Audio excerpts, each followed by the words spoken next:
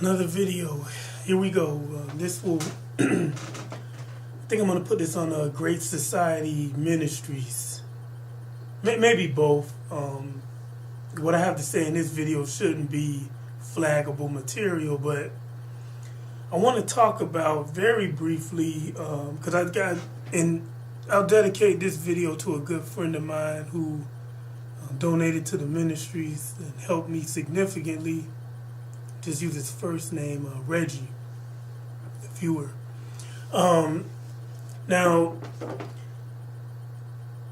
we in this ministry we talk about these different entities, whether they be political, religious, but for the most part, this is my stance when it comes to most of the large groupings or macroscopic levels of people, whether they be ideologically driven or be a ethnicity or a group like that. I don't have any antipathy towards any ethno-linguistic group as a whole.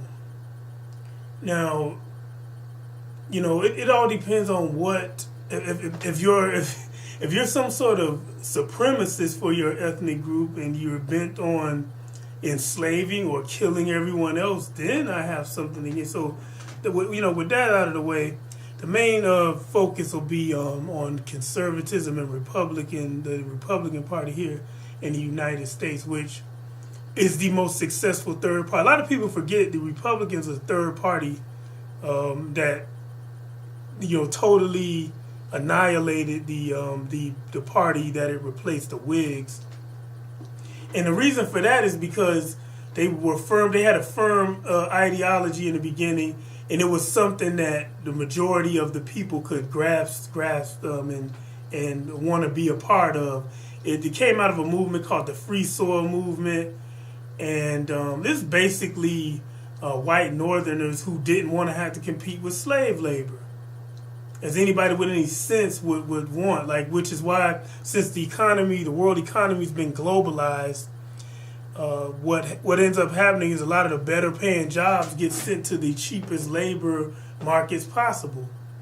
And if you read Carroll Quigley, as we do on this channel, and I'll get back, that's one of my favorite primary sources for a lot of my rhetoric, because he, essentially spilled the beans, as they said, when it comes to the New World Order. I mean, and it's irrefutable evidence of there being a conspiracy of an elite, private group of people who are actually the powers behind most governments. There's no conspiracy to it once you use Quigley. He actually gives you the names and their goals and ambitions. But I'm digressing. I'm also reading several books currently, which I probably need to focus in on one and finish it. But I'm reading Twilight Over England by William Joyce, who was a British fascist. He was part of British Union of Fascists. The funny thing about his rhetoric is actually really matches well with some of the non-Marxist socialist thinking, because for various reasons. This is a digression, but he had a critique of conservatives that I found to be really funny. He said, men like Hugh Cecil and Arthur Bryant have described conservatism not as a doctrine but as a mode of feeling. And he said they might have added that it's a mode of feeling better than one's imagined social inferiors. And when one watches channels like Fox News, that's the impression that you get. These people have this mentality like they're actually better, and it's like they never heard that saying, "Without the grace of God, so go I." And it's amazing. The Republicans, because most conservatives are Republicans, and the party started out good. It was for the working class, and it was against having to compete with slave labor. They didn't want slavery expanding into the new territory in the Northwest. That was the primary reason. And a lot of people are going to disagree with me, because there's a guy by the name of Ryan Dawson who actually buys the Confederate and the the neo-Confederate and the far right and some white supremacists. Notice I'm breaking those into different groups, but he buys their rationale as saying that the Civil War, slavery wasn't the cause of the Civil War. When, you know, you hear them say it was about states' rights. Which state right? You know, South Carolina left the Union because, and this is direct quotes, they called Lincoln a black Republican, and they thought he was going to take away slavery from their territory. Even though the Republicans at the time in Lincoln, they had no intention of imposing their will to end slavery in the South. They just didn't want it to go into new territories. And when the Civil War started, and there's a famous quote with Lincoln, and I'm going to paraphrase it for expediency, but he actually said that if he could have won, the Civil War without freeing one slave, he would have done it. But and later on you get different quotes where you can see that he did change his way of thinking, before he died. And he was for giving the black soldiers the right to vote. Would he have gone as far as to give all what they call freedmen at the time the right to vote? Who knows? But basically, the Civil War was over slavery. The South Carolina left the Union because they were afraid slavery was going to be ended. All the other issues, yes, the North was economically exploiting the South. It was like a colony within the same country, yes. But the main reason that war was fought was for slavery. Don't take my word. As always, don't take my word. Look at some quotes from Alexander Stephens.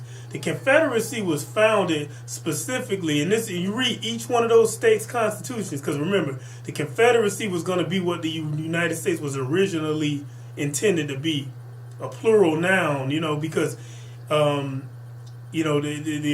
founders, I feel safe in saying this after study, most of them wanted each state to kind of be a country in and of itself. They didn't want a robust and super strong federal government. But if you read each one of those states' constitutions of the South, white supremacy is not implied like it is in a regular constitution. It's explicit. Just don't take my word for it. Read each one of those states' constitutions. Read quotes from Alexander Stephens. And also Jeff Davis's brother, I forget his first name, Jefferson Davis, the president of the Confederacy. Read some quotes from his brother.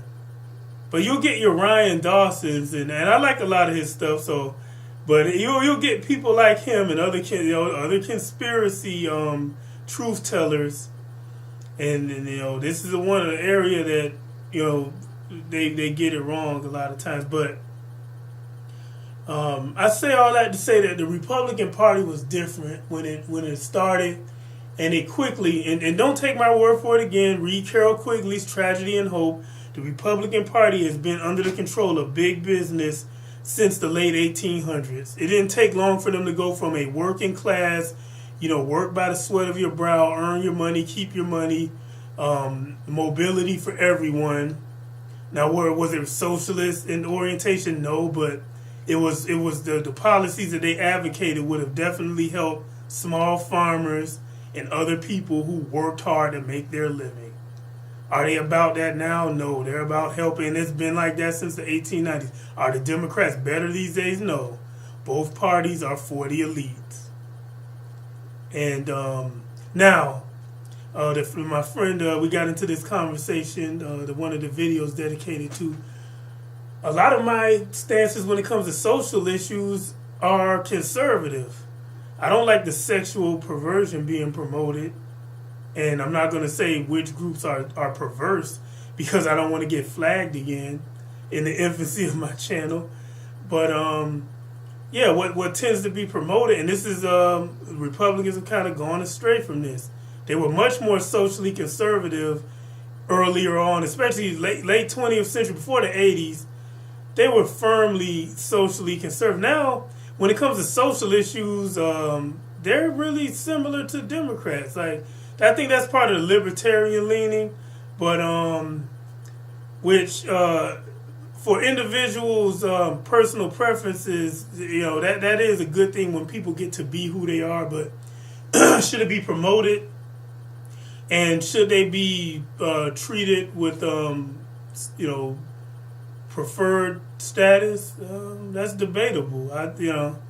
But here we are, and So the Republicans, they're no better these days. This is what Quigley said. It all goes back to Quigley. Everyone needs to read Tragedy and Hope, but since everyone won't do that, and the Anglo-American establishment, since everybody won't do it, more people here on YouTube need to talk about it, because he tells you back in the 70s that there's no difference between Democrats and Republicans. This whole big government thing, I'm against that, because but both parties sell us out. And it's the rich, and that's the funny thing about people like Molyneux. I heard a debate with Paul Craig Roberts and Molyneux. Stefan Molyneux has this notion that governments can't be co-opted by the rich and powerful, and if one were to get rid of the government, the rich and powerful wouldn't have as much power, which is so far from the truth. It's ridiculous. We're lucky. The little government we do have left, protects us from, being totally at the mercy of rich predators. He can't comprehend how the elites use the government to enact legislation that forces us to buy various insurances, and how the elites take over or start institutions like the Federal Reserve. He thinks that without a government, the rich and powerful won't hire private armies, won't impose taxes on people who aren't rich and powerful with the help of private armies, for their benefit. He can't comprehend that. Now, is the solution big government, where the Democrats force you to buy health care, or big governments where the Republicans force you to buy car insurance, or because the Republicans do it as well, and then this is a failure of the media. But read Quigley. It's all a part of the game. It's a left-right fake game. But I'll conclude it there. I went much longer than I anticipated, but that's it.